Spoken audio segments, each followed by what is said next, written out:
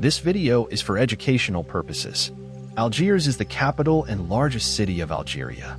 The city's population at the 2008 census was 2,988,145 and in 2020 was estimated to be around 4,500,000. Algiers is in the north-central part of Algeria. Kindly subscribe to this channel and share this video with your friends and families.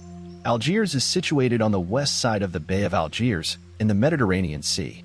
The modern part of the city is built on the level ground by the seashore. The old part, the ancient city of the days, climbs the steep hill behind the modern town and is crowned by the Kasbah or citadel, a UNESCO World Heritage Site, 122 meters, 400 feet, above the sea. The Kasbah and the two keys form a triangle. The city's name is derived via French and Catalan Alger from the Arabic name Algiers, the islands.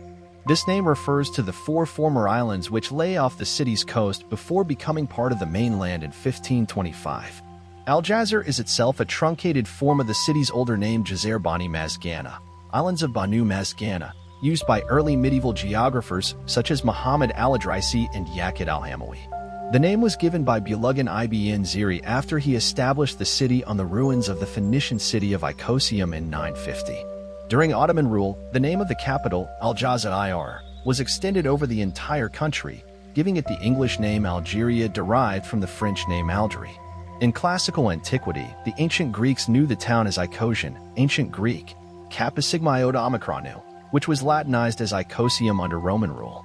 The Greeks explained the name as coming from their word for 20 Epsilon Kappa Omicron Sigma Iota, Icosi, supposedly because it had been founded by 20 companions of Hercules when he visited the Atlas Mountains during his labors. Algiers is also known as El Beja, the Joyous, or Algiers the White, French, Alger la Blanche, for its whitewashed buildings. The city's earliest history was as a small port in Carthage where Phoenicians were trading with other Mediterraneans. After the Punic Wars, the Roman Republic eventually took over administration of the town, which they called Icosium. Its ruins now form part of the modern city's marine quarter, with the Rue de la Marine following a former Roman road. Roman cemeteries existed near Bab el-Oued and Babazoun. The city was given Latin rights by the Emperor Vespasian. The bishops of Icosium are mentioned as late as the 5th century, but the ancient town fell into obscurity during the Muslim conquest of the Maghreb. The present city was founded in 944 by Bulugan ibn Ziri, the founder of the Berber Zirid dynasty.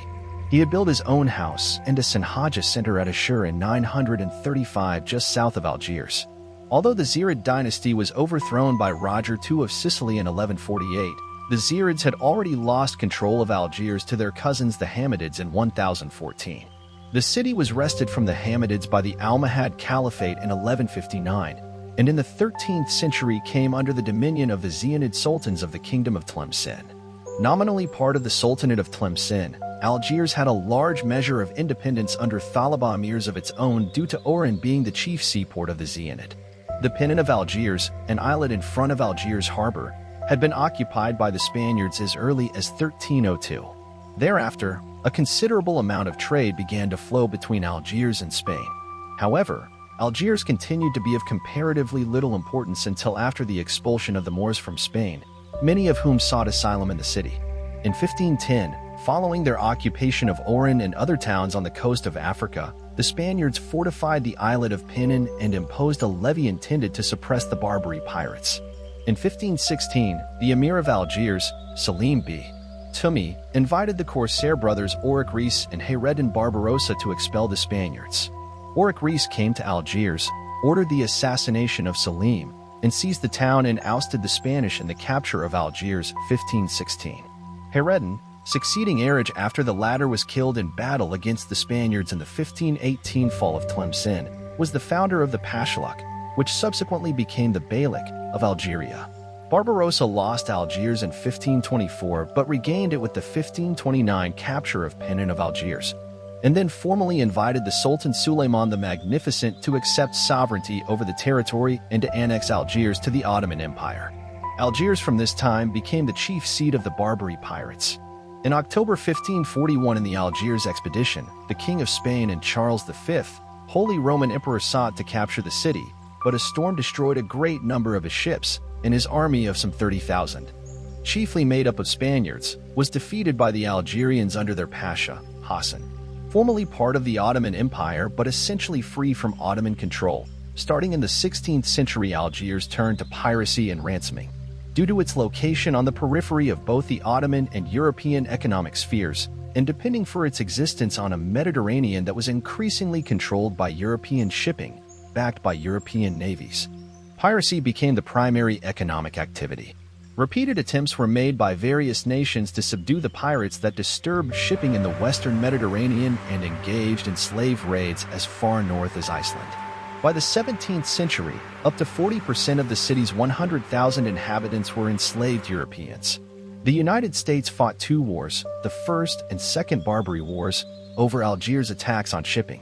Among the notable people held for ransom was the future Spanish novelist, Miguel de Cervantes, who was held captive in Algiers for almost 5 years and wrote 2 plays set in Algiers of the period.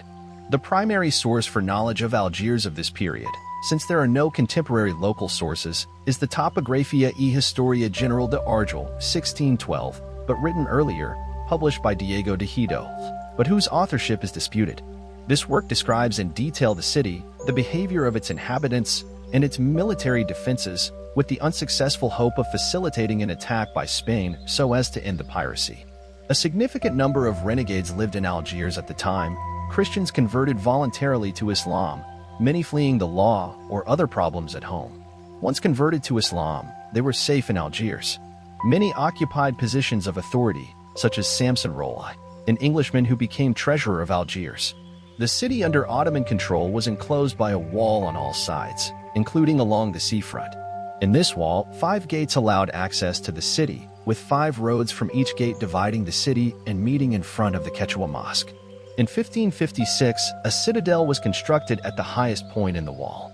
A major road running north to south divided the city in two: the upper city, Algeria, or the mountain, which consisted of about 50 small quarters of Andalusian, Jewish, Moorish, and Kabyle communities, and the lower city, Al-Wada, or the plains, which was the administrative, military, and commercial center of the city, mostly inhabited by Ottoman Turkish dignitaries and other upper-class families.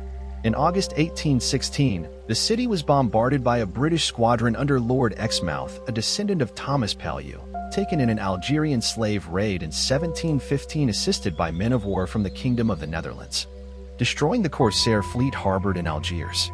The history of Algiers from 1830 to 1962 is bound to the larger history of Algeria and its relationship to France.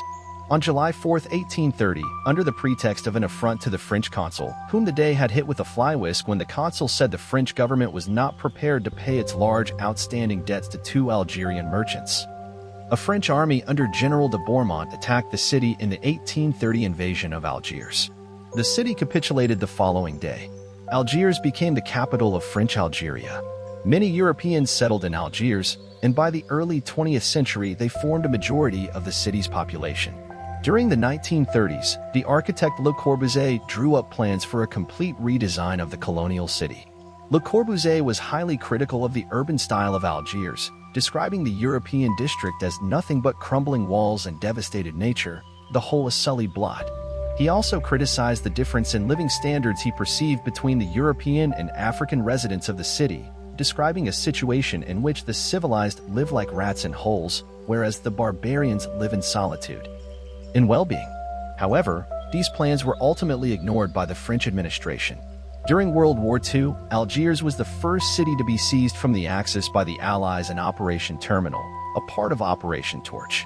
In 1962, after a bloody independence struggle in which hundreds of thousands, estimates range between 350,000 and 1,500,000, died, mostly Algerians but also French and Pieds Noirs. During fighting between the French army and the Algerian Front de Libération Nationale, Algeria gained its independence, with Algiers as its capital. Since then, despite losing its entire Pied Noir population, the city has expanded massively. It now has about 5 million inhabitants, or 10% of Algeria's population, and its suburbs now cover most of the surrounding Metidja Plain. Algiers also played a pivotal role in the Algerian War, 1954 to 1962, particularly during the Battle of Algiers when the 10th Parachute Division of the French Army, Kindly subscribe to this channel and share this video with your friends and families. See you in the next one.